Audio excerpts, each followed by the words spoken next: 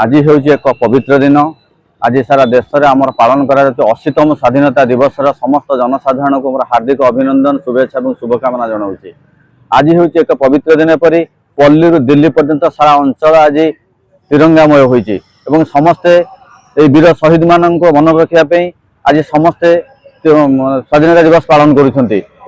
पूर्वज मान मन रखापी से अक्लांत परिश्रम बलिदान फल आज आम स्वाधीन भारतर शांति जीवन यापन कर यशस्वी प्रधानमंत्री निर्देश रे सारा देश में घर घर तिरंगा कार्यक्रम पालित होती प्रत्येक घरे आज पवित्र तिरंगा पताका उड़ी। पवित्र तिरंगा हूँ शांति मैत्री और प्रतीक अटे। देश किपर प्रगति आम समस्ते किपर अखंड भारत में जाति वर्ण धर्म निर्विशेष आम समस्ते भारतीय समस्ते किपर स्वाधीनता दिवस को पालन करवा और भाईचारा रखी समस्ते आग को देश को प्रगति में साहाय्य करवा यही हूँ स्वाधीनता दिवस आपण मानक आह्वान। देखु ज्येष्ठ वरिष्ठ मान आम समस्त आज मिलित हो नियाली बजार से आम पताका उत्तोलन कलु और वरिष्ठ नागरिक बहुत सदस्य आम पाखे उपस्थित होते समस्त नियाली एक भाईचारा माहौल आम स्वाधीनता दिवस अति आनंद उल्लास सहकार पालन कलु। ये बहुत लोग आम उपस्थित बीजेपी कार्यकर्ता एवं बजार किसी सदस्य और आम बहुत युवबंधु समस्त मिसिक आज पालन करूँ। समस्त आज बहुत उत्साहित आनंद और उल्लासित।